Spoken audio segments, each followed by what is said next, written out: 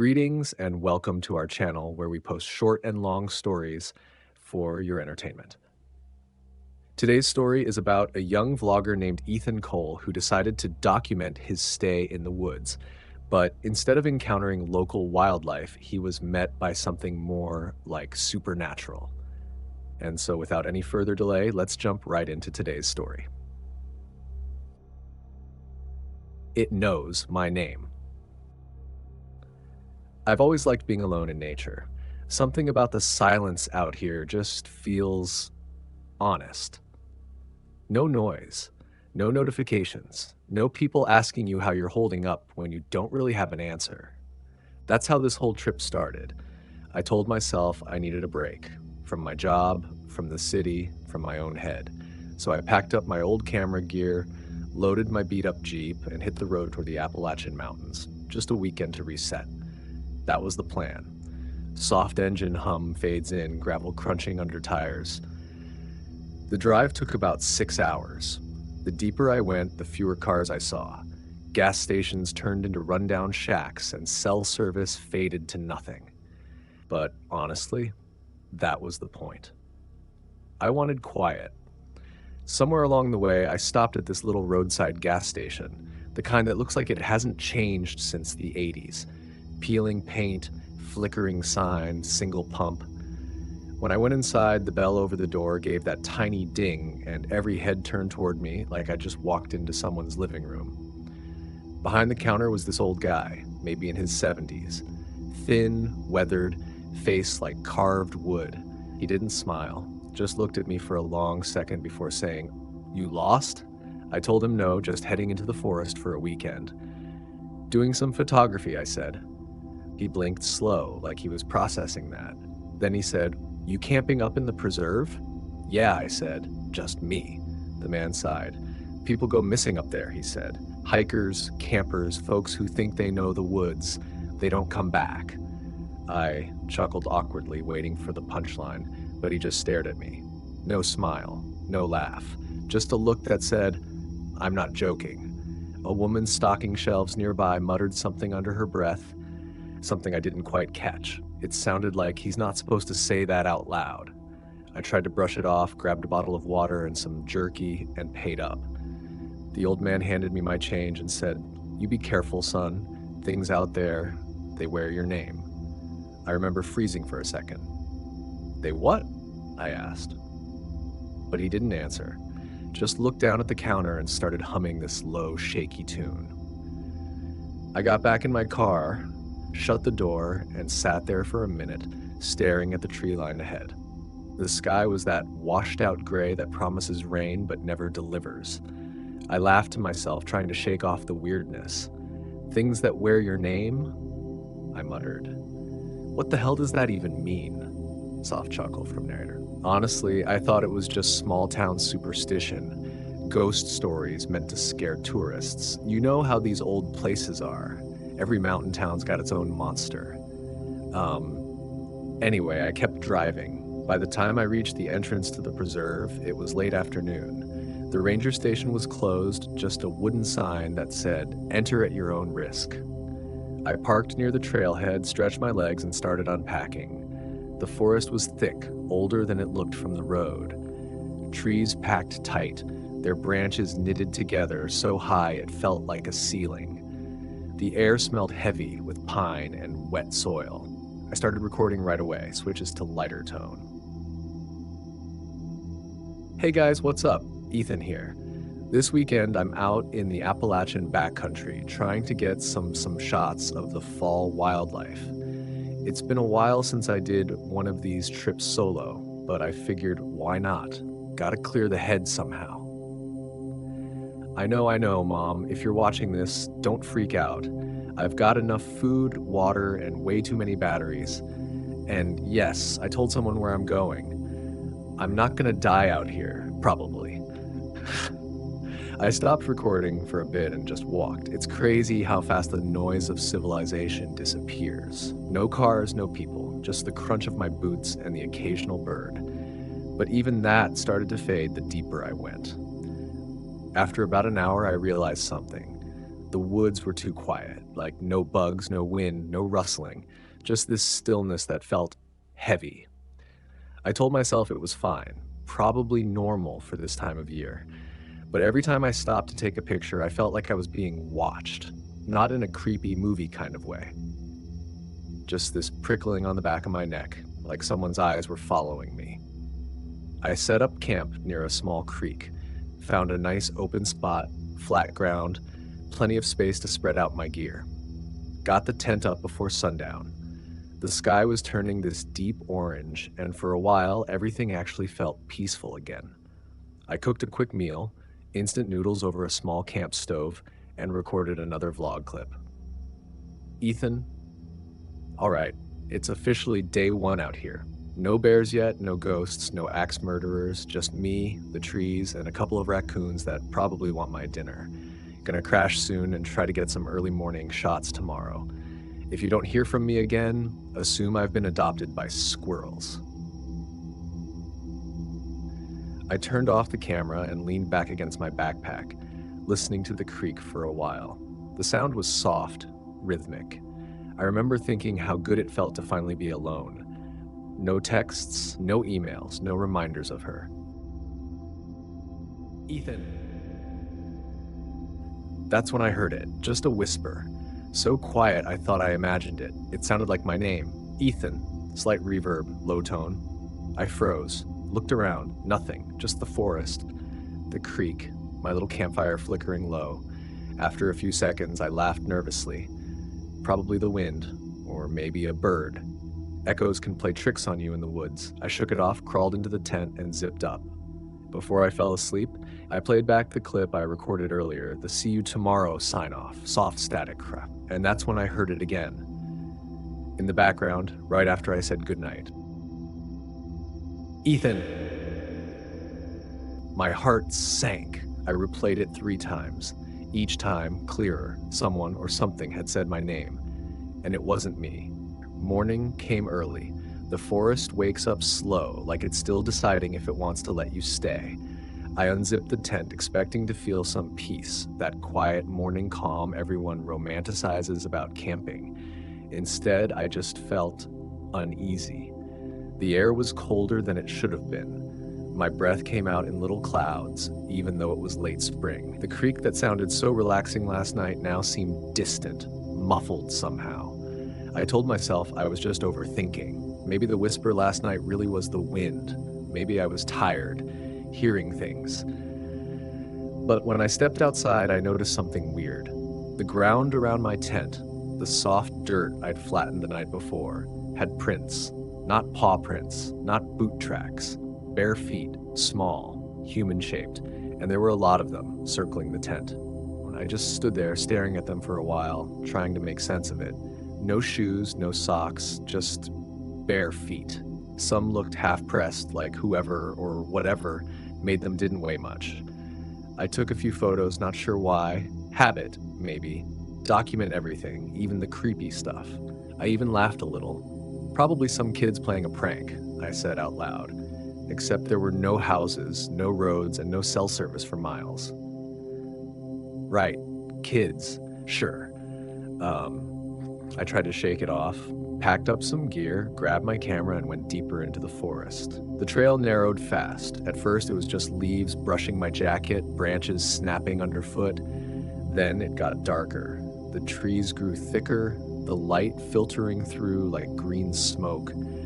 Every now and then I'd stop and take a picture, a mossy stump, a broken fence post covered in lichen, the kind of stuff that looks artistic until you realize it's just decay. I didn't see a single animal, not even a squirrel. No sound except my boots and the camera shutter. It was peaceful in a weird, heavy way, like the woods were holding their breath. Around noon, I found an old trail marker, half buried in the dirt. The paint was almost gone, but I could still make out the symbol for the north route. All right, I said to the camera, still alive, still not eaten by bears. If I'm lucky, maybe I'll find a deer or something before sundown. After a few hours, I stopped to rest. I sat on a fallen log, ate some jerky, and drank from my canteen. For the first time since I got there, I started to relax. That's when I heard movement, faint, like someone walking through brush about 50 feet behind me. I turned fast, camera ready, nothing there. Hello? I called out. No answer. Then I heard it again, crunching leaves, slow steps, then silence. I started recording. Okay, I said, half joking. If anyone's out there, you're officially being filmed, so maybe don't murder me, thanks. No reply. After a while, the sound faded, and I convinced myself it was probably an animal, maybe a raccoon, maybe a deer. Still, I couldn't shake the feeling of eyes on me. Every shadow looked deeper than it should have been. Every gust of wind sounded like breathing. By late afternoon, I decided to head back toward camp before it got dark. When I reached it, everything looked normal at first glance. Tent still up, fire pit cold, but then I noticed the river stones I'd arranged around the fire last night were gone. All of them. In their place were little piles of sticks, each one shaped like a rough circle. There were 5 of them, all around the tent. I stared at those sticks for a good minute, trying to figure out why that felt so wrong. I even said it out loud, just to hear my own voice. Okay, someone's screwing with me. Cool prank, guys. You got me. Nothing. Not even a bird. I knelt down, picked up one of the stick circles, and immediately dropped it. It was warm, like someone had just held it. That was enough for me. I decided to call it an early night, even though the sun hadn't fully set yet. I crawled into the tent, zipped up, and told myself I'd leave in the morning. A couple hours later, I was half asleep when I heard something faint, like whispering. It came from outside near the creek. At first, I thought it was wind through the trees. But then I heard the sound again, clearer this time. It was a voice. Ethan! My heart jumped. I held my breath and listened. Ethan, come out. I sat perfectly still. The voice was calm, soft, and familiar. It sounded like me. I reached for my flashlight but froze halfway. I didn't want to make a sound. The whisper came again, this time right outside the tent. Ethan, why are you hiding? The zipper on the tent rustled slightly, like fingers brushing against it. I couldn't move, couldn't even breathe. Then, just as sudden as it started, everything went quiet again. I waited. 10 minutes, maybe 20. I lost track. Finally, I forced myself to look. I unzipped the tent just enough to peek outside. Moonlight poured over the clearing. The creek shimmered, still and calm. No one there, no footprints, no movement, nothing. But when I turned the flashlight toward the trees, I swear I saw something pale slip behind a trunk. Too tall to be human. I blinked, looked again. Gone. I crawled back into the tent, zipped it tight, and sat there the rest of the night, gripping my flashlight until my hands hurt. When I finally started to doze off near dawn, I heard one last thing. Right next to my ear, through the fabric of the tent, a whisper. See you tomorrow. I didn't sleep much that night. Every time I closed my eyes, I swore I could still hear it, that whisper. My name, stretched out like someone learning how to speak. By the time morning came, I felt like I'd been awake for days. My hands shook when I unzipped the tent. The light outside was pale and weak, like the sun didn't want to rise. The woods were quiet again. Dead quiet. No footprints this time. The stick circles were gone. It was like nothing had happened. I made coffee on the little stove, sat there staring into the trees, and tried to convince myself I was just freaking out. Maybe I dreamed the whole thing. Maybe I was overtired. That's what I told myself. But when I checked my camera, I realized it wasn't all in my head. The last clip I recorded before I went to sleep, just me talking about calling it a night, had something strange in it. At the very end, maybe 3 seconds before it cuts off, the camera pans slightly toward the trees, and standing between the trunks, barely visible, was a figure. It looked human, maybe, but it wasn't moving, it was just there. I zoomed in. The face was blurry, but the outline of the head, it looked wrong, too narrow, too long, like someone stretched the skin over a shape that didn't quite fit. I turned off the camera. Told myself it could have been a trick of the light. Maybe I'd caught my own reflection somehow, but I knew that wasn't true. By afternoon, I decided to hike further down the creek, just to clear my head. The forest didn't look the same in daylight. The shadows were softer, but the silence was worse. It felt like every tree was listening. After about an hour, I found an old footbridge made of rotting planks. The water below was still black like glass. I took a few pictures, crouched down, and saw something floating near the bank. At first, I thought it was just a piece of cloth caught on a branch, but when I leaned closer, it was a shoe, a hiking boot, old, covered in mud, laces torn. Right beside it was a single footprint in the wet sand, bare, human. I backed away, fast. I don't know why, but I felt this sudden pressure, like the air around me was thicker, heavy. Something was watching. I'd feel it before I could see it. I looked across the creek, and there, half hidden behind a tree, was that same figure. Too still, too tall. It didn't move, didn't breathe. And even though I couldn't see its face, I knew it was looking at me. I don't remember running, but I must have.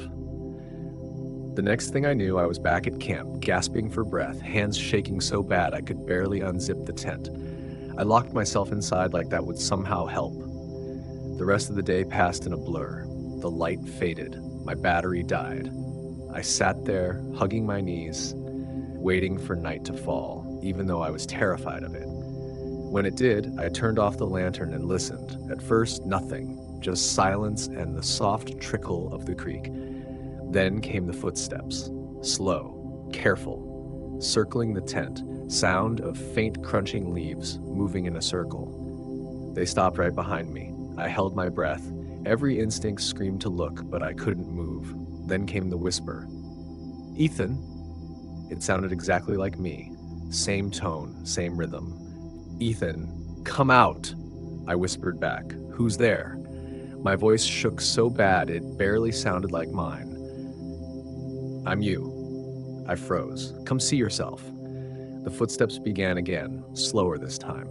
They moved around the tent, one step at a time, until they stopped by the entrance. The zipper twitched, just once. I lunged for my flashlight and turned it on, shining it toward the door. Nothing, no shadow, no shape, just the thin silver fabric glowing in the beam. Then softly from behind the tent, on the opposite side of where I was pointing, I heard breathing, slow, steady, like someone crouched right next to my head. I whispered again, "Go away." No answer, just breathing. And then, voice, whispering through the tent, "Why would I go away from myself?" I snapped. I tore open the tent flap, shined the flashlight out, spinning it in every direction. Nothing there. But the second I turned the light toward the creek, I saw it, standing ankle deep in the water. Pale skin, long limbs, clothes that looked like mine. It tilted its head slowly, like it was trying to understand what it was looking at. Then it smiled. My smile. I stumbled backward, tripping over the tent ropes, landing hard in the dirt. When I looked up again, the thing was gone. No splash, no footsteps. Nothing. Just the sound of the creek again, trickling like it always had. I sat there until the sun came up, didn't sleep, didn't move. When daylight finally hit, I packed everything up. I was done. Trip over. Whatever that was, I didn't want to find out. But when I checked my gear one last time, the camera, the bags, everything, I noticed something sitting on top of my pack. A single bare footprint, pressed into the dirt, facing away from camp, like it had walked off into the trees. I left camp as soon as there was enough light to see. My hands were still shaking from the night before, and every sound made me flinch. The woods didn't look the same anymore. The trees seemed closer, the colors duller, like someone had turned the saturation down on the world. I followed the creek, hoping it would lead back to the main trail. My plan was simple: hike out, find the car, and never come back. After about an hour of walking, I noticed something strange. The creek had split into two streams. I didn't remember that from yesterday. I checked my map, paper, old school, but the markings didn't match. There was only one stream drawn. I should have turned back, but I didn't. Something about the second stream caught my eye. The water was clearer, almost too clear. I could see straight to the bottom, every pebble sharp like glass. That's when I saw her. A woman standing a few yards ahead near the water. She was dressed like a hiker, cargo pants, faded green jacket, heavy boots, but everything looked worn down, mud up to her knees, hair tangled. For a second, I thought she might have been another camper. Relief hit me like a wave. I called out, "Hey, thank God, I thought I was the only one out here." She didn't answer right away, just turned her head a little, slow, like she wasn't sure I was real. "You shouldn't be here." I laughed nervously. "Yeah, I'm starting to get that feeling." She stared at me for a long time, then asked, "Did it call your name yet?" My smile froze. "What?" "The thing in the trees." She walked closer, and that's when I saw how pale she was. Her skin looked drained, like she hadn't seen sunlight in months. "It learns your name first," she said. "Then your voice, then your face. And when you stop running, it wears you." I thought maybe she was crazy, some lost hiker gone feral from being alone too long. But then she reached into her jacket pocket and pulled out something small, a pendant made of twigs tied with red thread. "Hang this where you sleep. It keeps it from crossing into your circle." I took it, even though I didn't really believe her. The twigs were shaped into a rough triangle, the thread stained dark, maybe from dirt, maybe not. I asked her, "What is it? What's out here?" She looked past me, toward the forest behind my shoulder, and said, "Something old. Something that doesn't belong in your mouth when you say its name." I turned around fast, nothing there. When I looked back, she was already walking away, deeper into the trees. "Wait," I called. "Where are you going?" "There's a trail this way." She didn't answer, just lifted her hand without turning around and said, "If it knows your name, you're already dead." "Oh, my name's Marla, by the way," she said. I stood there for a long time after she disappeared. The woods had gone quiet again, even the water stopped making sound. Eventually, I forced myself to move.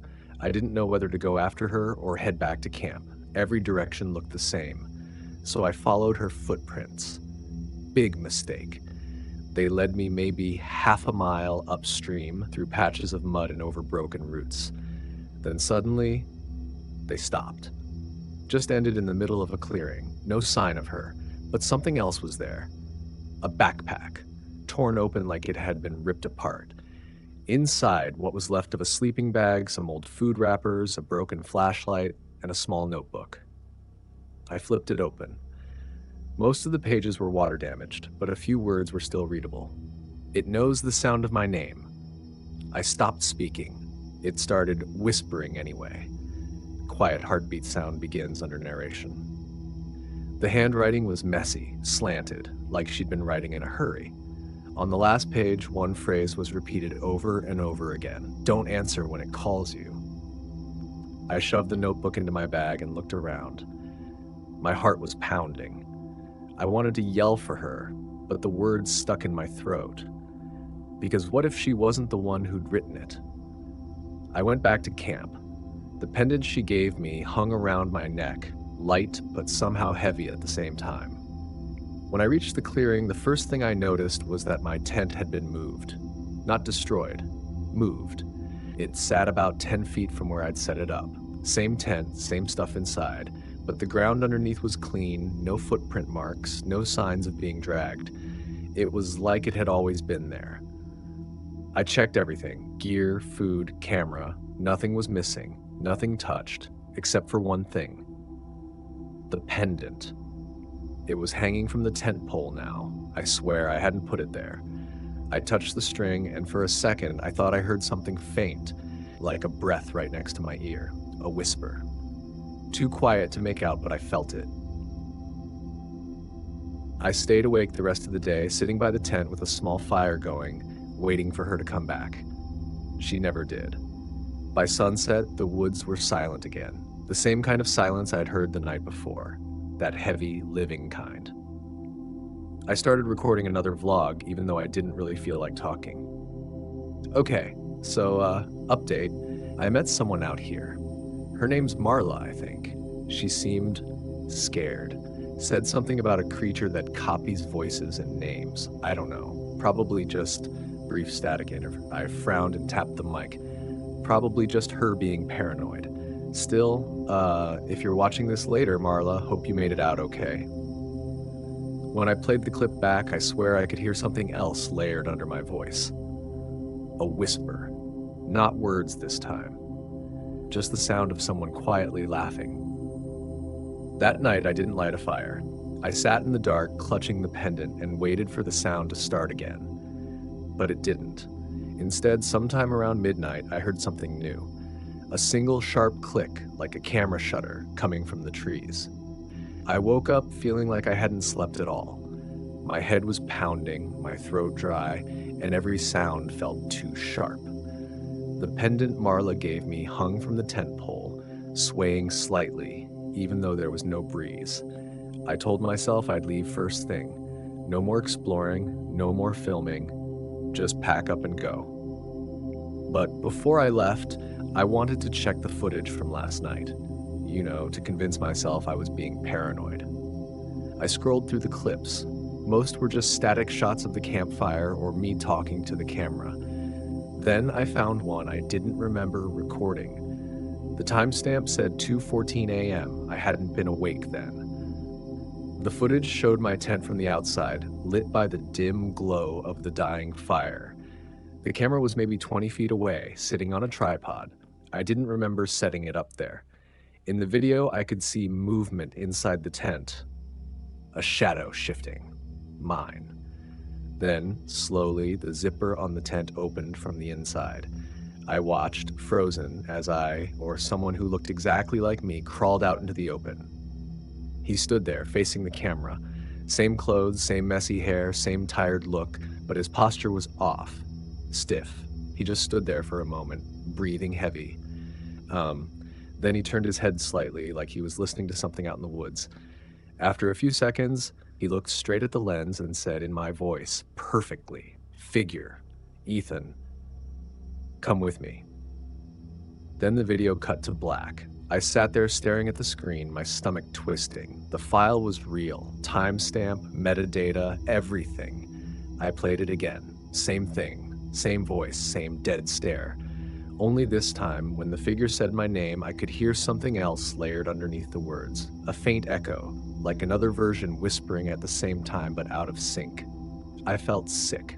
I looked around camp, half expecting to see footprints, but the dirt was clean, like nothing had moved there in days.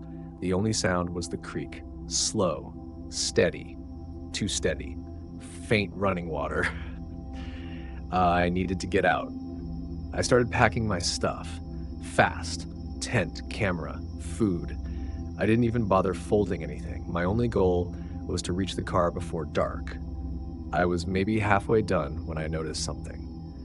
My camera, the one I just turned off, was still recording. The red light blinked once, even though I'd hit stop.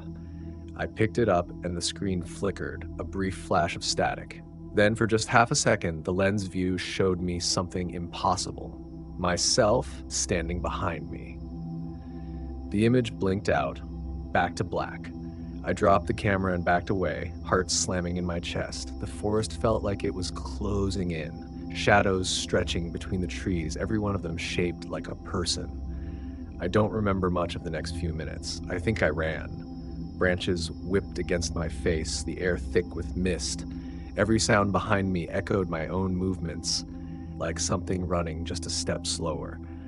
I finally stopped when I couldn't breathe anymore. I was standing in another clearing, smaller than the one where I'd camped. The ground there was soft, covered in moss and old pine needles. For a second, I thought I was safe. Then I saw it again, across the clearing, half hidden in shadow. It was standing just beyond the tree line, barely visible, but the shape, the outline, was me, built slowly. It moved like I did. Every little shift, every breath. Then, slowly, it raised one arm and waved. I didn't move. Couldn't. It tilted its head, the same way I tilt mine when I'm confused. And then it said, clear as day, "You forgot something." My backpack was still at the campsite. I took one step back. It took one step forward. I ran. I don't know how long I ran for. The trees blurred together, my vision tunneling. At some point, I tripped and hit the ground hard, my camera slamming into a rock. The lens cracked, but it was still on. The screen glitched, showing fragments of the forest, flashes of light, static, shadows moving too fast to see. I crawled over and picked it up. The image froze for a second, and I saw a frame that made my blood go cold. It was me, again, only this time my reflection looked older. Sunken eyes, grinning. And behind him, behind me, the faint outline of a second face, pressed against the inside of the reflection. Soft, distorted whisper overlaps. "You came when I called." I dropped the camera and bolted again. I didn't care which direction I went. I just wanted out. The forest felt endless. The sky above me stayed the same dull gray no matter how far I ran. Every time I thought I recognized a landmark, it was gone when I looked again. Finally exhausted, I stumbled back into the same creek clearing where I'd met Marla. Only this time, the water wasn't clear anymore. It was dark, thick, like ink. Floating near the bank was my camera, the one I'd dropped hours ago, miles away. Pause. I pulled it out, dripping and broken, and tried turning it on. Somehow it still worked. When the screen flickered to life, I saw footage playing automatically, the newest file. It was the same clearing I stood in now. Only this time, the camera angle was lower, like it had been placed on the ground. And there, in the frame, was me, kneeling by the water, looking into it. But what I saw in the reflection wasn't my face. It was smiling wider. And when I whispered, "Who are you?" it answered back with my voice. "You are." The video ended with the sound of splashing, then a single word whispered into the mic. "Closer." I turned off the screen, dropped the camera, and stepped away from the water. Whatever that thing was, it wasn't copying me anymore. It was becoming me. I don't remember falling asleep. One minute I was standing by the creek, staring at that black water. The next, it was morning. The forest was gray and wet, mist crawling low over the ground like smoke. Everything smelled like rain and earth. My clothes were damp, my hands were shaking. The camera lay beside me, dead this time. Finally. I should have felt relieved. I didn't. I looked around and realized I wasn't at the same clearing anymore. The creek was gone. The trees were thicker, older. That was the first sign. I'd moved without remembering it. I started walking. Every few steps, I'd mark a tree with my pocket knife. Just small cuts, arrows pointing back. My dad taught me that trick when I was a kid, back when we used to camp out by the river. The sound of the knife cutting bark was the only thing that kept me grounded. For a while, it worked. I started to calm down. The rain picked up, but I didn't care. I just kept moving, marking trees, counting steps. Then I saw the second sign. Another mark. The same exact arrow, shape, direction, depth. But this one was ahead of me, on a tree I hadn't reached yet. I stopped cold, checked behind me, my own mark still there. Checked ahead again, another arrow, 20 feet forward. Someone else was marking the trail, someone copying me. I shouted, "Hey, who's there?" My voice came back late, too late. The echo repeated my words, "Who's there?" My stomach dropped. That wasn't an echo. I took a step back, then two. The forest felt heavier now. The air dense, like the space between the trees was filled with something thick and invisible. I turned and ran. I don't know how long I ran, but eventually I found a narrow ridge, steep drop on one side, a path curling around on the other. I followed it until my legs burned. Up ahead, there was something sticking out of the dirt. A wooden signpost, half rotted, letters faded by rain. I wiped the moss away. It said, "Cole's Lookout," my last name. I froze. That couldn't be right. I'd never been here before. I didn't even know this place existed. I turned the sign over, hoping maybe it was part of an old hiking route, a coincidence. But carved on the back, rough and uneven, were three words, "You belong here." I stumbled back. Then something snapped a branch behind me. I spun around. Nothing there. Just mist. But in that mist, I thought I saw movement. Shapes flickering between the trees, too fast to focus on. I backed toward the ridge, trying to keep my eyes on the tree line. Then a voice called out, "Ethan?" It sounded like a woman. "It's me, Marla." I wanted to believe her. I really did. But something about the tone was wrong. It was too clean, too deliberate, like someone performing a voice instead of speaking. "You dropped your camera." I looked down. My camera was still hanging from my shoulder. That's when I ran again. I ran until my legs nearly gave out. When I finally stopped, I found myself back where I started, my camp. Everything was exactly how I'd left it. Tent, fire pit, even my half-empty water bottle. Except for one thing. The pendant. It was lying on my sleeping bag, broken clean down the middle. The red thread snapped, the twigs split apart, and next to it, carved into the dirt, were letters. My name. Over and over. Maybe 10 times. The carvings weren't deep, just scratches, like fingernails dragged through the soil.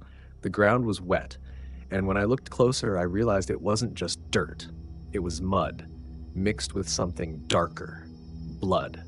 I backed away, shaking. That's when I noticed the trees around my camp. All the ones I had marked earlier, the arrows had changed. Every one of them now pointed toward me. It was getting dark again. The forest was silent. I didn't bother packing this time. I just grabbed the essentials and started walking in the opposite direction of the arrows. I didn't even check the compass. After maybe half an hour, I saw something through the trees. A shape, angular, man-made. It was a small cabin, old but still standing. Smoke-black stains on the wood, broken window, door hanging half open. A trail of boot prints led right up to it. I followed them.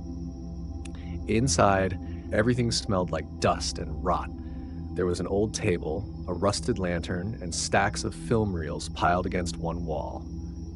I picked one up. The label was faded, but I could still make out the words written in marker. Cole Footage 2019. My name again. My voice caught in my throat. I opened another canister. Inside was a roll of film, brittle but intact. Next to the reels sat a boxy old projector. I didn't want to play it, but my hands moved on their own.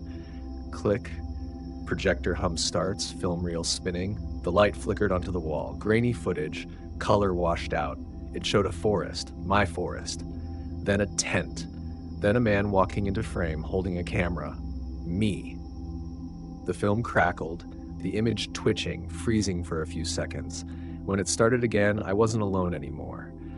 Standing beside me in the footage, barely visible, was something tall, thin, its face blurred. But it had my outline, my clothes, my posture, and as the reel wound down, the film burned, melted in the middle, leaving just one clear frame before it went black. A close-up of the creature's face. Not quite me. Not quite anything else. Its mouth was open, teeth too long, eyes too wide, and carved into its cheek, like a signature, was one word. Ethan. I turned the machine off. My hands were trembling. The smell of burnt film filled the cabin. I backed toward the door, ready to run again, but before I stepped outside, I heard something whisper from behind me. A voice, so close it felt like it was inside my head. You shouldn't have watched that. I turned, but there was nothing there. Only the projector, still warm, and a new reel sitting beside it that hadn't been there before. The label read, "Next recording tonight." The moment I saw that new film reel labeled "Next recording tonight," I knew I wasn't alone anymore. The cabin felt different now, heavier, like the air was thick enough to drown in. Every corner seemed to breathe when I looked away.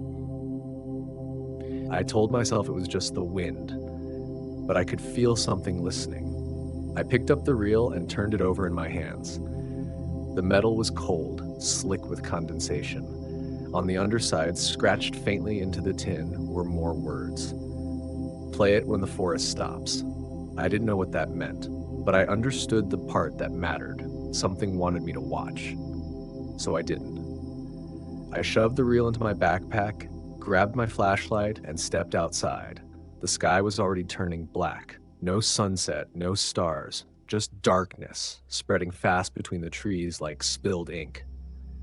I started walking again, following what I thought was the way back to the trailhead. My flashlight beam danced between trunks, cutting through fog that seemed to move against the wind. After a few minutes, I realized something strange. The forest wasn't making any noise. No birds, no bugs, not even the rain, just silence. And then I understood the forest had stopped. My hand tightened around the reel inside my bag. That's when the voices started. At first, it sounded like static, soft, like radio noise far away. Then slowly it turned into whispers, dozens of them, all saying my name. Ethan, Ethan Cole. Ethan, look. They weren't coming from one direction. They were everywhere, above me, behind me, even inside my ears, like they were crawling through the air itself. I spun around, shining my light, but there was nothing, just fog swirling like smoke. Then one of the voices spoke louder, clearer in my own tone. Don't look behind you. Of course I did. And I wish I hadn't. Behind me, about 20 feet away, stood a figure, tall, still, with its head tilted to the side. It looked exactly like me. Same jacket, same boots, same camera strap, but its mouth was open wider than humanly possible, like the skin was stretched too thin to hold the shape. No eyes, just empty hollows. And from that hollow mouth, my own voice came out again, calm and familiar. Play the film, Ethan. I stumbled back, tripping over a root. My flashlight hit the ground, beam jerking wild across the trees. When I looked up again, the figure was gone. The voices were louder now, overlapping, fishes whispering fragments of sentences, pieces of things I had said to my camera earlier. Okay guys, update? Yeah, probably just animals. Hope you made it out okay. They were replaying me, mocking me. I grabbed the pendant from my pocket, the broken one, and wrapped the string around my wrist. The red thread felt like ice against my skin. I don't know why I thought it would help. The whispers started circling, louder, faster. I could hear footsteps now, not running, just pacing, surrounding me. Every few seconds, one of the voices would call my name in a slightly different tone. Sometimes it sounded like Marla, sometimes it sounded like my ex, Anna. Then one voice, softer, closer, whispered right next to my ear. You're still filming? I froze. I hadn't touched my camera since the creek. I looked down. The red recording light was on. The camera had turned itself on. The lens was pointed straight at me, even though I wasn't holding it. It just floated there, a few feet away, like someone invisible was filming. On the little screen, my reflection stared back, only it wasn't quite me. The other Ethan, the one from the night footage, grinned. Don't stop, it's almost ready. I backed away until my shoulders hit a tree. I wanted to smash the camera, but my hands wouldn't move. The whispers got louder, blending into one deep hum. Then everything went dark. When I opened my eyes again, like I was inside the cabin. The projector was on, light flickering across the wall. The film reel, the one I'd shoved into my backpack, was spinning. Someone had set it up. I was sitting in a chair, hands tied. At least that's what it looked like at first. But when I pulled, the ropes didn't move. They weren't ropes at all. They were shadows. Thin, black strands stretching from my wrists to the walls, pulsing faintly like veins.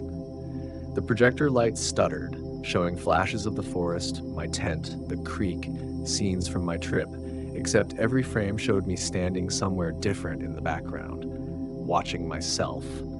Then the screen went blank.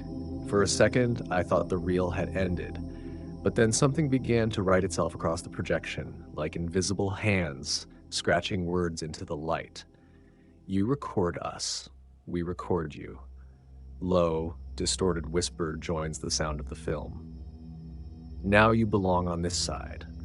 The walls started breathing, wood creaking in and out like lungs. I could hear movement above me, footsteps, slow, heavy, dust fell from the ceiling, and then a voice, calm, steady, and far too close. Time to start the next take. The projector shut off. The light vanished. In the dark, I could hear the film reel spinning on its own, faster and faster until it screeched to a stop. Then, one last sound. a single camera click.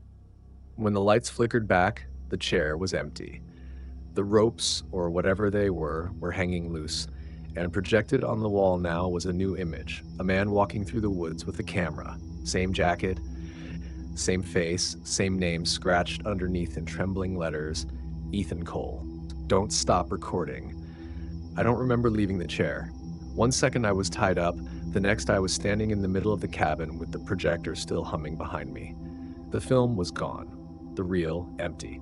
I checked the walls. No shadow ropes, no whispering, just me. Or at least I thought so. On the table lay my camera. The screen flickered on by itself, glitching between static and flashes of forest footage I didn't recognize. Each clip lasted only a second. Trees, the creek, my own face leaning too close to the lens, eyes wide, mouth moving but silent. Then a new folder appeared on the playback list. It was called Lost. I scrolled through. 42 files, all time-stamped for tomorrow. I pressed play. The first clip showed me walking through the forest, daylight streaming through the branches. I looked calm, even smiling. The camera followed like someone was filming me from a few steps behind. But when the shot widened, there were two of me. One in front, one holding the camera. The next clip, night. My tent in the background, the fire dead. The figure holding the camera whispered something, too quiet to hear, then zoomed in on my face as I slept. The whisper grew louder, words shaping from the static. Don't dream tonight. I skipped ahead. Another video, this one from the cabin. I was sitting at the table, writing in a notebook I didn't own. My handwriting, but unfamiliar words filling the page. We film what forgets. I stopped the video. My hands were shaking so badly I nearly dropped the camera. Then I noticed something else. The notebook from the footage, it was sitting right there on the floor beside the table leg. I picked it up. The cover was damp, pages warped, but the writing inside was the same, line for line, frame for frame. Every word identical to what I just watched. At the bottom of the last page, written fresh in darker ink, were 5 new words. Keep filming. It finds you. I looked toward the doorway. The forest outside was glowing pale gray like early dawn, even though it should have been midnight. And from that light, I heard it, my voice, faint but clear, calling from the trees. Ethan, you left the projector running. I turned back toward the wall. The projector light was still on, but now it showed live footage, not film. Me, standing exactly where I stood, except this version was smiling. The version of me on the wall just stood there, half lit, head tilted the same way I'd seen that thing do before. Every time I moved, it copied me a heartbeat late. I lifted my hand, it lifted its hand. I blinked, it didn't. Then its mouth started to move. Found you. I took one step toward the projector, the light flickered. For a split second, the cabin looked wrong. The floor stretched longer, the walls bent inward, like the room was breathing in slow, heavy gulps. The image on the wall changed again. It was the same cabin, same angle, but empty. Then the camera panned to the door, and outside I could see a figure running through the fog. Me. I turned to look out the real doorway. Empty forest. Still. But the echo of my own footsteps drifted in from the trees, faint, uneven, as if someone was replaying them on a loop. I shut off the projector. The hum died, but the light didn't fade. A pale glow still bled across the wall like something burning behind the wood. And from that glow, a whisper slipped through. You made us real. I grabbed the camera and bolted outside. The forest was brighter now, though the sky above was pitch black. Light leaked from between the trees, like the ground itself was reflecting the moon that wasn't there. I checked the camera screen again. It was recording, only this time I wasn't in the frame. The lens pointed past me, showing shapes moving between the trees. Dozens of them. Figures wearing my face. Some walking backwards, some crawling. Every few seconds, one of them would stop, tilt its head, and whisper something into the dark. And each whisper showed up as text on the camera screen, flickering words that typed themselves out. Keep the light on. He's almost done. Don't look away. I lowered the camera. The words stayed floating in the air for a moment before fading into mist. That's when I noticed the clearing ahead, the same one from the very first night. My tent was there again, freshly pitched, clean, the fire pit waiting, but I never set it back up. Inside the tent, something was playing on a loop. My first vlog, the one from the gas station parking lot before I drove out here. Hey guys, it's Ethan Cole, weekend trip to the Appalachians. The recording kept restarting, like voice warping slightly each time until it no longer sounded human. Stay with us. I dropped the camera. The lens cracked, but the image still rolled, me standing there, surrounded by versions of myself, all mouthing the same words. Then, in the center of the screen, one sentence appeared, written in the same shaky text as before. Final reel, tonight. I thought I'd been documenting a trip, but the whole time it was documenting me. I didn't sleep. I don't think I even could anymore. The forest had gone quiet again, that same dead quiet from before everything started. Every time I blinked, I saw flashes of my own face in the dark, sometimes smiling, sometimes whispering. When I finally stepped outside, the fog was thick enough to swallow the trees whole. My cracked camera dangled from my neck, the screen still flickering even though the battery light was red. I thought about smashing it, just ending it right there, but part of me needed to know how deep this went, what it wanted, why it knew my name. Then all of a sudden, there's that glow in the distance. I followed the faint glow coming from deeper in the forest.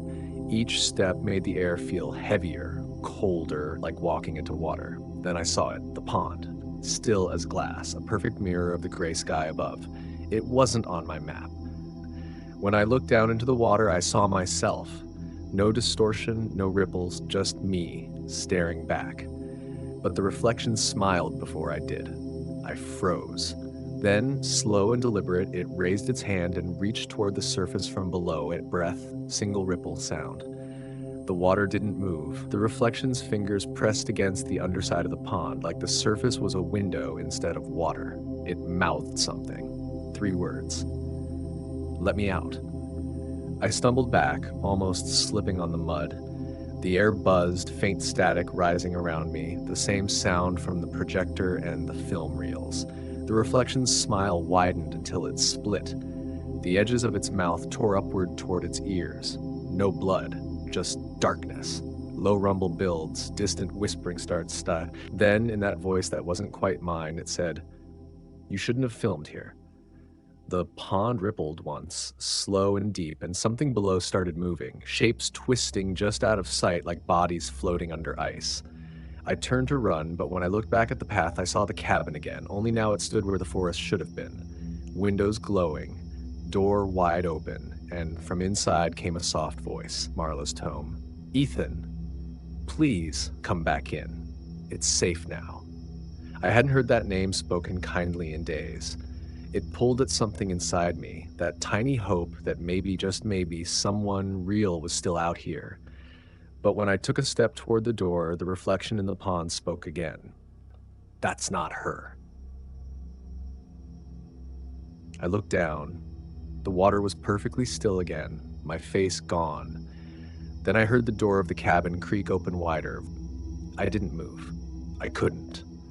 The voice was too close now, echoing from behind me, even though the cabin was still at least 30 feet away. And when I finally turned, cut to black. When I turned, the cabin wasn't 30 feet away anymore. It was right there, just a few steps behind me. And standing in the doorway was Marla. She looked exactly the way I remembered, flannel shirt, messy braid, flashlight dangling from one hand. But her face was too smooth, too perfect, like someone had carved her out of a memory. She smiled, only her eyes didn't move. "Ethan, you're safe now." I didn't speak, I didn't breathe. Then she tilted her head, that same wrong angle, the same one it used. That's when I noticed the reflection again. In the puddles at my feet, in the wet bark of the trees, every surface shimmered faintly, and in each one my reflection was gone.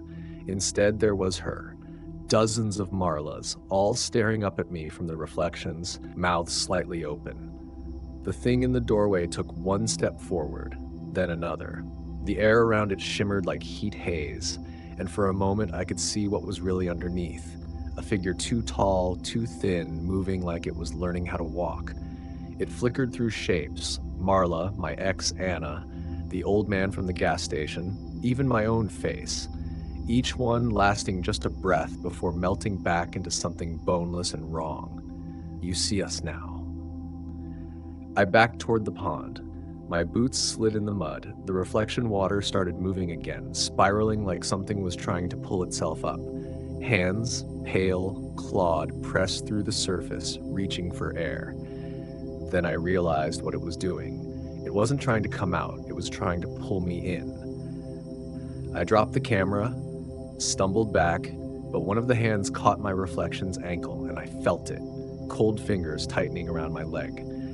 For a second, my vision doubled: forest above, dark water below, two worlds overlapping like film frames, and I saw it inside the water.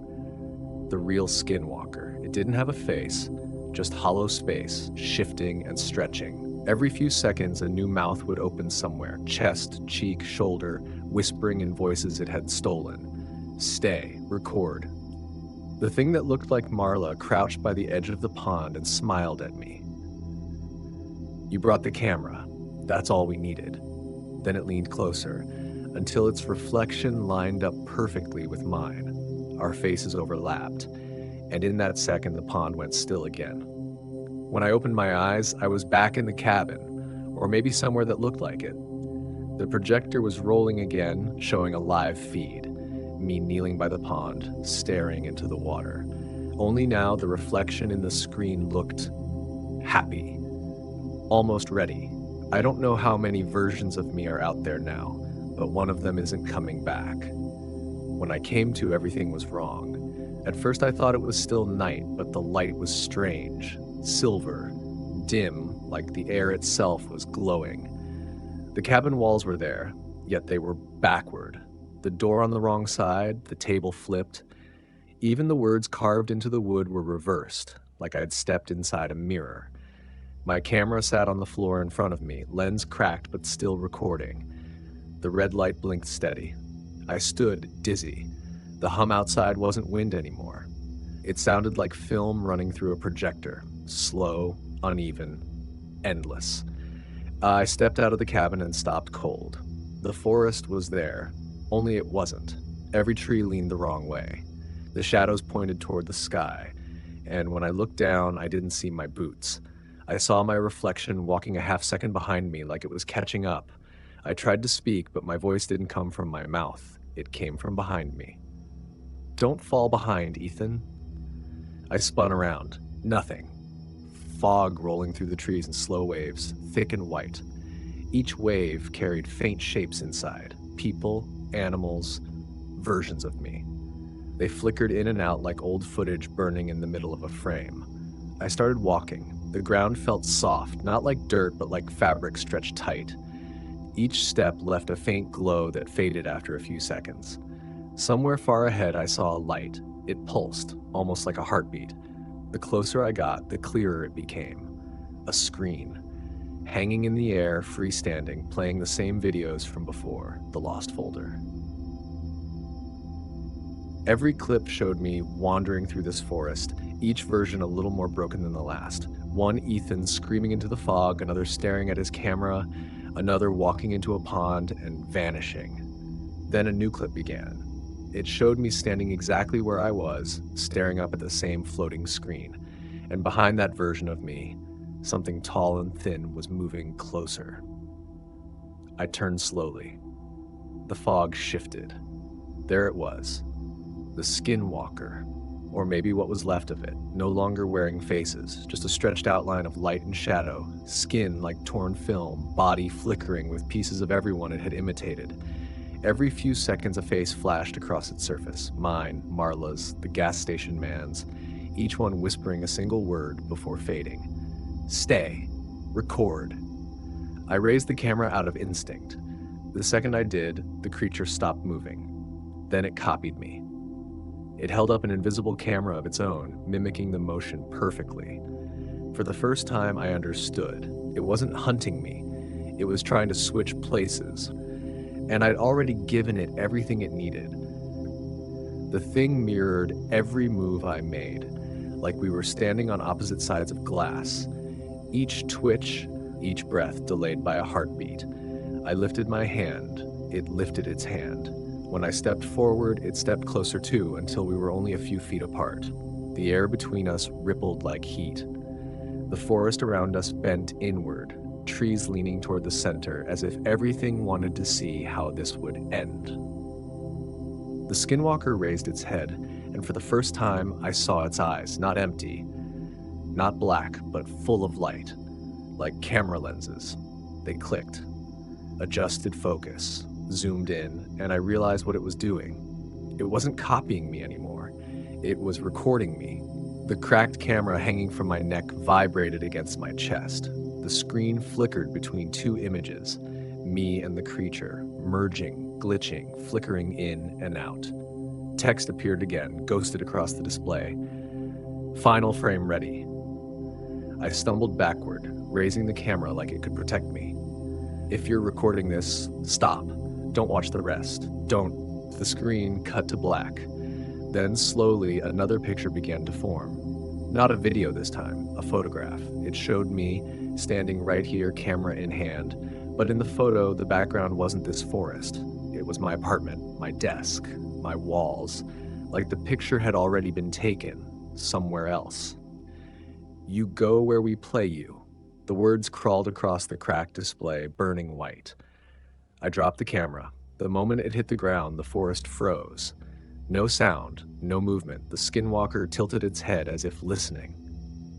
Then it smiled, a slow, careful stretch of skin across its faceless shape. You started the story, now finish it. The air bent inward again, pulling me toward the fallen camera.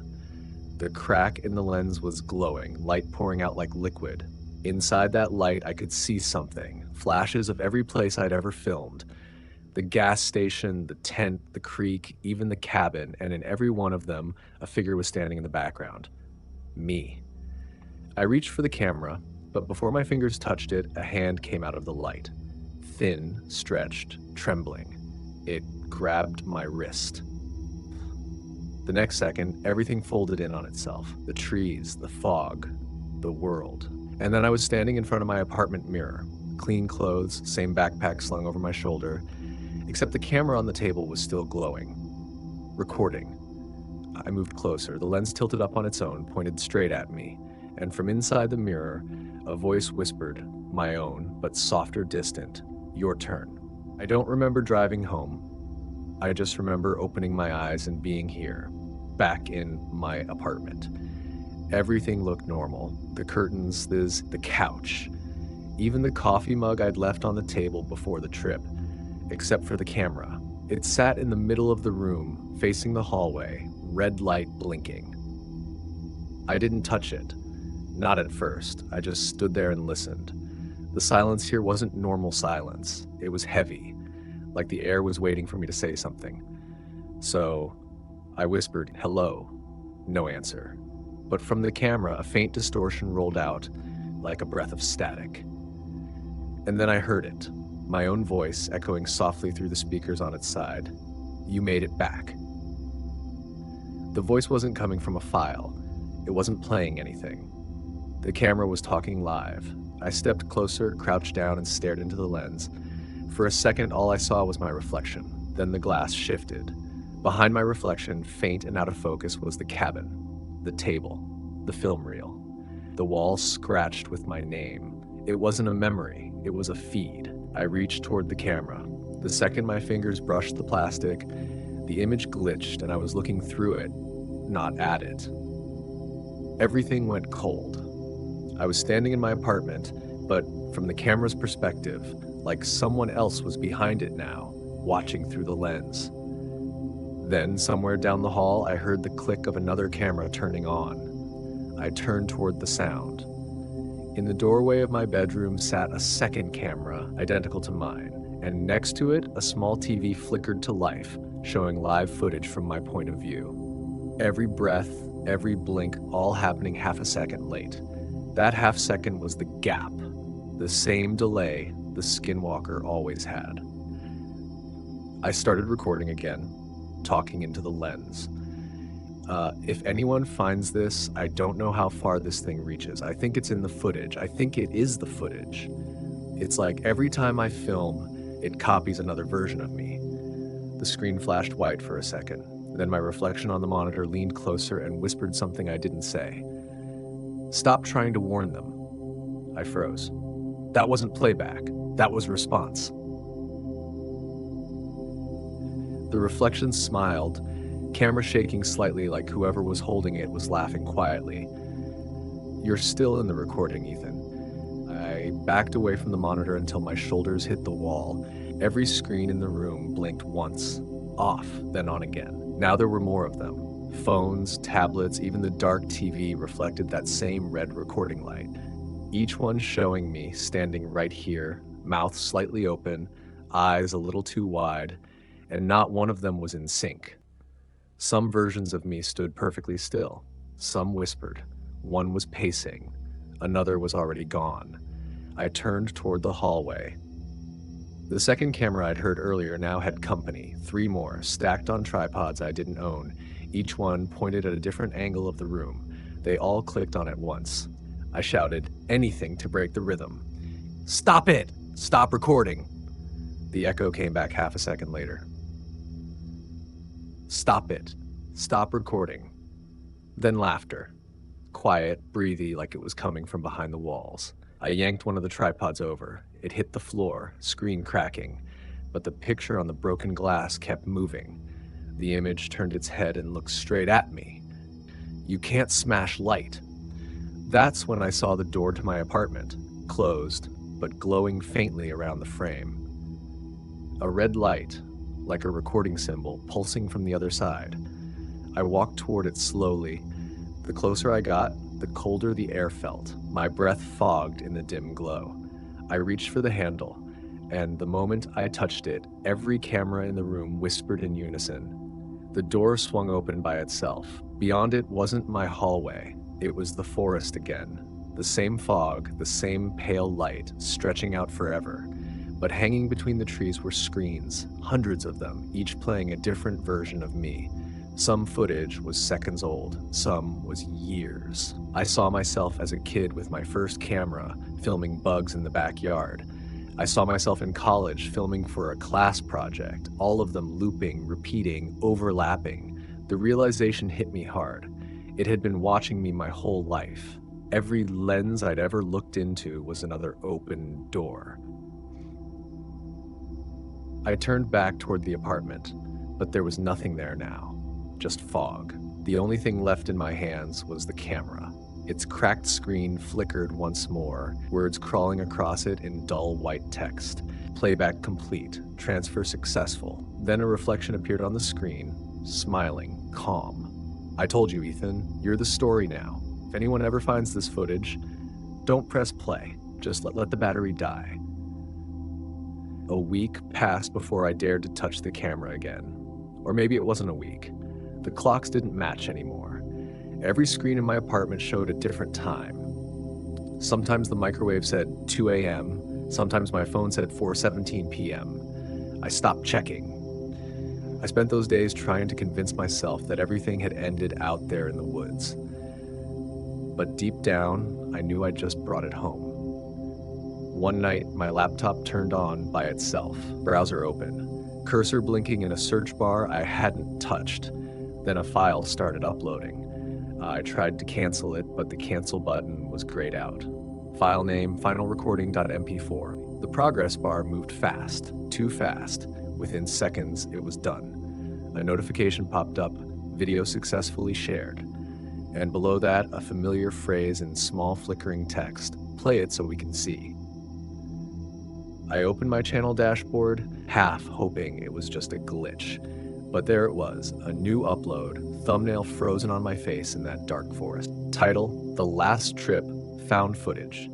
The view count was already climbing. 1,000, 4,000. Heartbeat begins to build. Comments started flooding in fast, dozens every second. Is this real?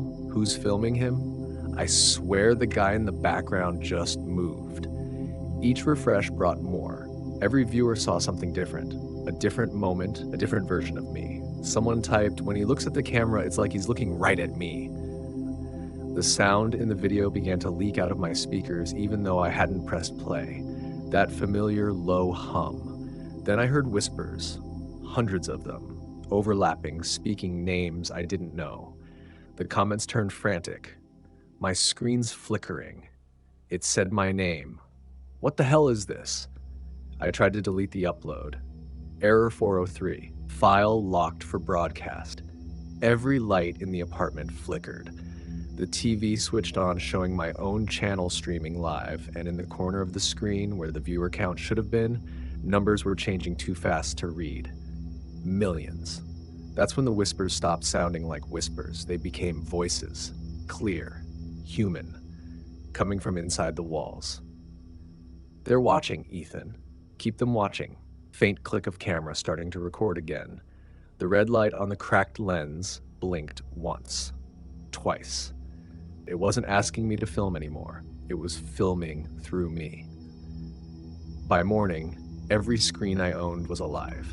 Phones, tablets, even the old TV I hadn't plugged in for months, all streaming the same feed. My face, my voice, that same haunted forest flickering behind me. But the weird thing? I wasn't there. I was standing right in front of those screens, watching myself move around on them. Each version of me was doing something different. One was still lost in the woods. One was sitting at my desk, staring into a webcam. Another was asleep, muttering names under his breath. I tried shutting down the power, breaker off.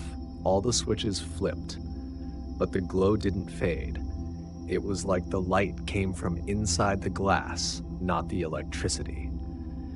When I went back to my laptop, a new window had opened on its own. A live dashboard. It wasn't YouTube. It wasn't anything I recognized. Title: The Broadcast. Active viewers. Every second, more usernames scrolled by. Some looked human. Some looked like noise, strings of symbols that twisted when I tried to read them. And next to each name, a word appeared. Connected. Then the feed started splitting into panels. Each panel showed someone, somewhere, watching. A kid in a bedroom, a man in an office, a woman on a bus, phone in hand. They were all looking at the same thing, me. And as the broadcast spread, I could feel it, like static under my skin. Each viewer was another pulse, another heartbeat syncing with mine. Then, somewhere between those voices, I heard my own again, distant, layered over the static. They see you now. That's all it needs. I grabbed the camera, desperate, shaking. What are you doing to them? Stop it. You started recording. You gave it names. Now it has faces. I looked out my window. Across the street, I could see flashes through the windows of other apartments. Phones glowing, screens flickering, people watching the same feed. Some were crying, some were frozen, some were smiling, just standing there in the blue light. It wasn't content anymore. It was a contagion. Every viewer became a reflection, a surface for it to move through. And I realized, if I deleted the feed, it wouldn't just stop me. It would erase all of them too. The voices quieted. For the first time, the apartment was still. On the screen, text appeared again, plain flickering. End the broadcast. End yourself. I lifted the camera. Its red light was steady now. No blinking, no recording sound. Just watching. Maybe that's what it wanted all along. I aimed it at myself. Everything went white.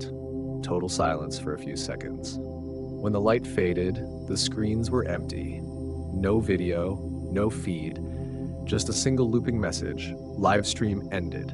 Static trails off into faint wind. When I opened my eyes, the world was still. Not quiet, still. The air didn't move. The sky didn't shift. The sun hung low like it had been paused mid-fall. I was standing in the middle of Main Street, my town, But it wasn't my town anymore. Everything looked right. Same coffee shop, same newspaper stand, same cracked crosswalk, but there were no people. Not one. I called out, "Hello?" No echo. Just that soft hum in the air like the world was buffering. Cars sat parked perfectly in line, engines cold, traffic lights blinked red, green, yellow, over and over with nothing to control. I tried my phone. It powered on, but every app showed the same image, my own face among them. It hit me then. The broadcast didn't end. It just changed channels. I started walking, hoping maybe I'd find someone, anything. The deeper I went, the more wrong everything looked. Storefronts had names I didn't remember. Posters on the walls showed pictures of me. Different versions, each one slightly off. One had me smiling with eyes too wide. Another had me standing in front of the forest, but the trees were upside down. At the bottom of each poster, small text read, "Signal lost. Please stand by." I ducked into a diner just to get out of the light. The bell above the door rang, but the sound didn't fade. It just repeated, looping over itself softly like a broken recording. Inside, everything was perfect. Plates of food sat on tables, steam frozen midair. A radio in the corner buzzed quietly with no signal. Then from behind the counter, a voice said my name. "Ethan." I froze. Someone was sitting in one of the booths, a figure half in shadow. At first, I thought it was a person, but the longer I stared, the more its shape blurred, like it couldn't decide what to be. "Who are you?" The figure tilted its head. "You ended the broadcast." "Yeah, I think." "You shouldn't have done that. Now no one's watching." The figure leaned forward, light flickering across its face, and for a moment I saw mine. Same eyes, same scar, same tired look. "It's quieter now, isn't it?" I blinked, and the booth was empty again. Only my camera sat there, propped against the ketchup bottle, lens cracked, red light dead. But the screen glowed faintly, showing text across it. "Reconnect?" Helen's for a few seconds. I didn't touch it. Not yet. Because somewhere outside, the hum was getting louder. The hum outside grew heavier, like the sky was breathing. I stepped out of the diner.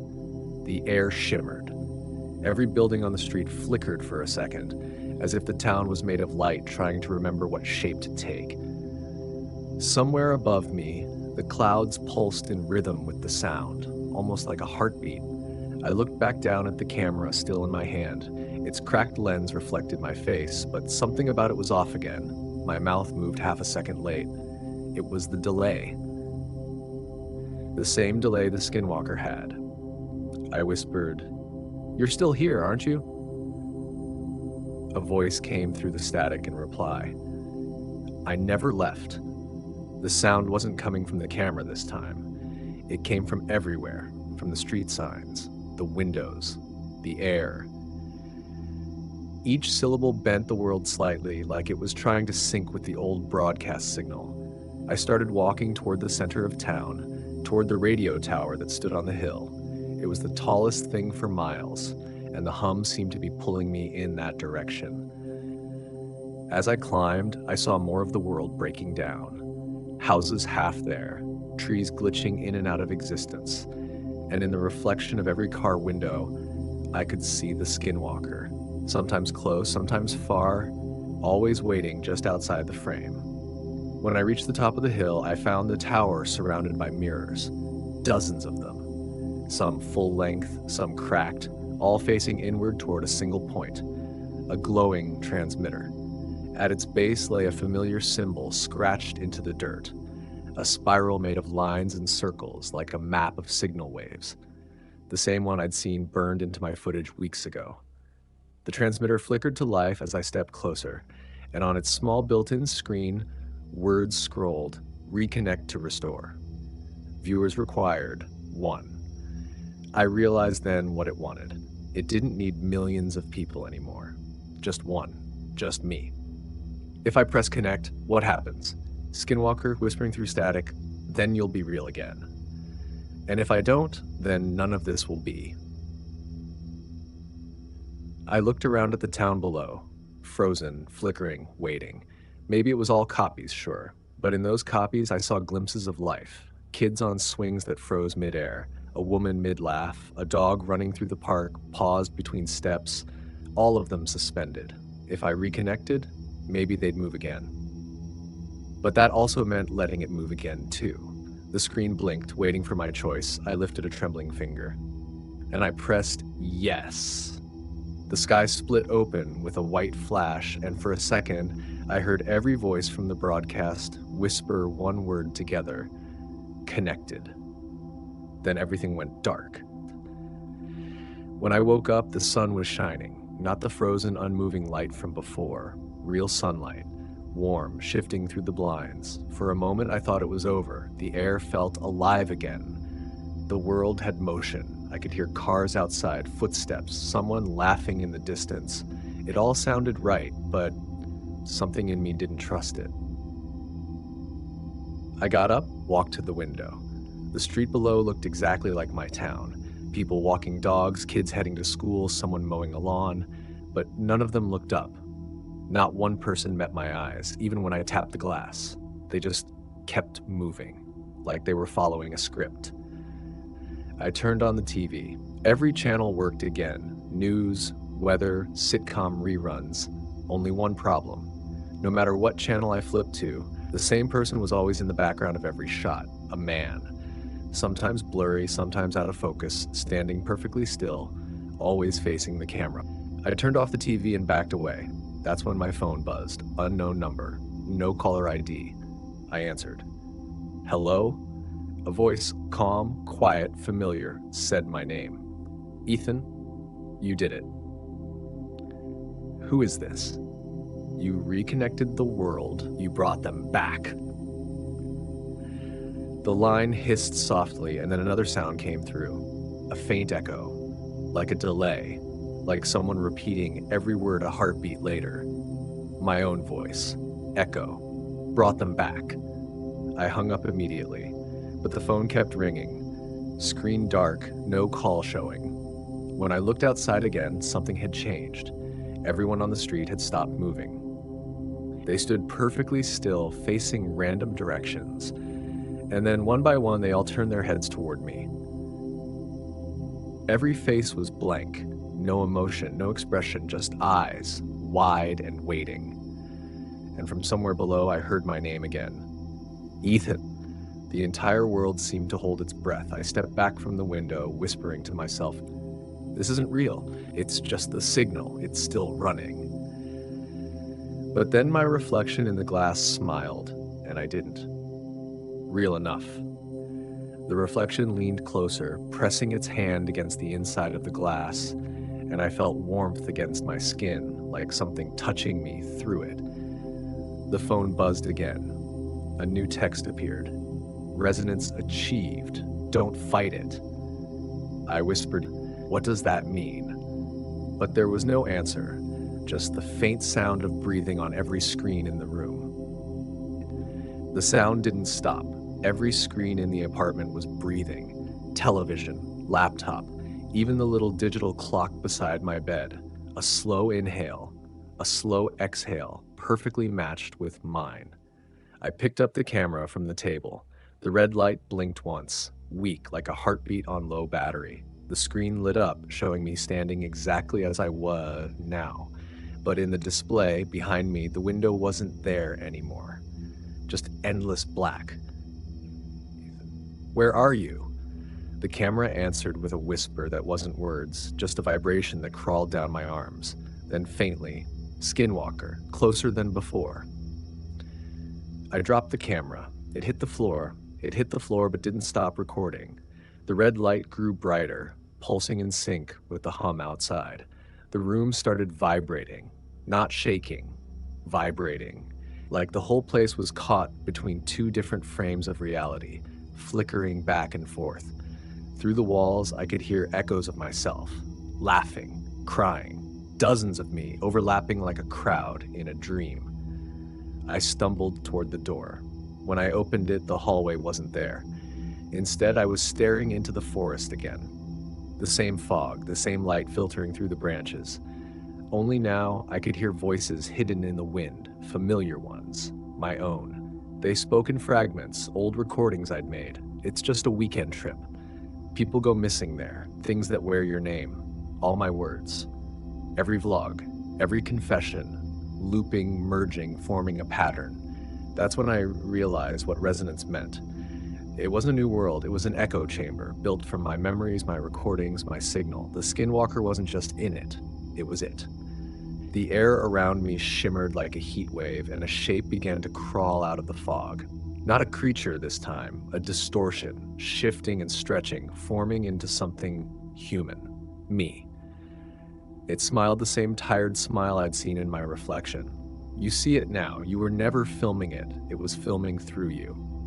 Why me? Because you named it. You made it real. The hum reached a pitch that made the air shake. The figure raised its hand, my hand, and the forest bent inward, trees groaning like metal. Behind it, screens appeared in the fog, hundreds of them, each one showing moments of my life, looping endlessly. Every time I looked away, another screen turned on. Every time I blinked, another me appeared. Stay in sync, my voice, all of them, chanting together, soft and rhythmic. Stay in sync, stay in sync. I covered my ears and screamed, stop! But the forest didn't stop moving. The light brightened until everything was washed white, and I heard one last whisper, clearer than anything else. We are real when you remember us. Faint, uncertain. And then I woke up again. Same sunlight, same window, same blinking red light. It's morning again, or at least it looks like it. Same room, same sunlight filtering through half-closed blinds, same faint hum underneath it all. Only this time I can hear it saying something. If I listen close enough, the hum shapes itself into my name. Ethan. I sit up, and the first thing I see is the camera, still on the table, still watching. The red light isn't blinking anymore, it's steady, alive. I don't remember turning it on. When I reach for it, the screen lights up, showing a new file, the name that echoes .mp4. The timestamp says it was recorded tomorrow. Quiet click as file opens. At first, it's just static, then my voice cuts through, calm, clear. If you're hearing this, that means I'm gone. The voice sounds older, tired, like it's already given up trying to run. The Skinwalker doesn't steal faces. It doesn't wear names. It becomes the memory of the person who speaks its name. I stare at the camera, heart pounding. The video continues. When I first heard it in the woods, it didn't know who I was. I told it. I told it my name. Every recording since then, every word I've spoken just gave it more shape. It's not pretending to be me anymore. It is me. My hands start shaking. I don't remember ever filming this, but the file goes on. There's one way to stop it. You have to forget. Forget the name it knows, forget the sound of it. But there's a cost. If I erase the name, I erase the memory. The story ends, but so do I. I stop the video. For a long moment, I just sit there, trying to breathe. Outside, everything is perfectly still again. Then slowly, I hear footsteps coming up the hall. Measured, even, like someone walking in sync with my heartbeat. I stand up, move to the door. The footsteps stop. Who's there? No answer. Just a soft knock. 3 times. Knock, knock. The handle turns on its own, and standing in the doorway is me. Not the reflection, not the distortion, me, but his eyes aren't mine. They're empty, reflecting only static. You made me real. You're not real. You said my name, now we share it. He tilts his head, almost sympathetic. You can end this. Forget it. Forget me. Behind him, the hallway dissolves into that endless forest again. The wind carries faint whispers, hundreds of them. Ethan, Ethan, Ethan. It's strange hearing your name and realizing it doesn't belong to you anymore. He stood there in the doorway, same clothes, same tired face, like I was looking into the part of me that never made it out of the woods. For a second, neither of us moved, just that humming under the floor, pulsing with every breath. If I forget, what happens to you? The other me smiled. not cruel, almost grateful. Then I go quiet. We both do. He stepped closer, each word vibrating through the air like a low-frequency note. Stories are how we stay alive, Ethan. Every name is a door. Every time someone says it, the door opens. I shook my head. You're just trying to keep me talking. No, I'm trying to help you choose. He raised his hand. On his palm was a pattern, a shifting, flickering mark made of static and light. It pulsed in rhythm with the hum, then spread across his wrist like ink. This is what happens when a name echoes too long. You become signal, you become story. Behind him, the forest shimmered. Screens in the trees, each showing faces, lives, voices. People who'd said their names out loud, trapped in the loops they'd made. What if I forget? Break the signal. And if I remember? He smiled again. Then you keep me alive. For a long moment, I just stood there.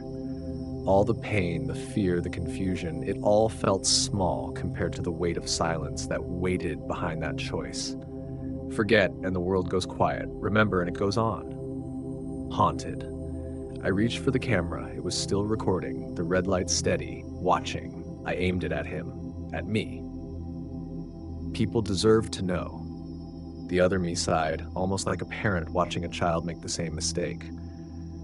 Then you've already decided. He reached out, placed his hand over mine on the camera. The screen glitched, flickering between two versions of the room, one empty, one full of light.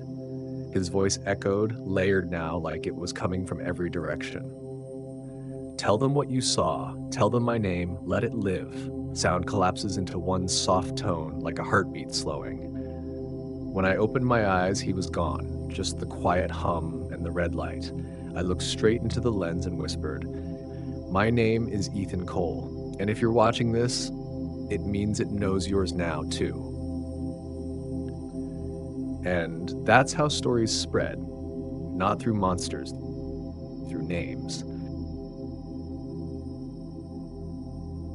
So, what do you think of today's story? If you enjoyed it, then please hit the like button and subscribe to our channel. And thank you for listening. See you next time.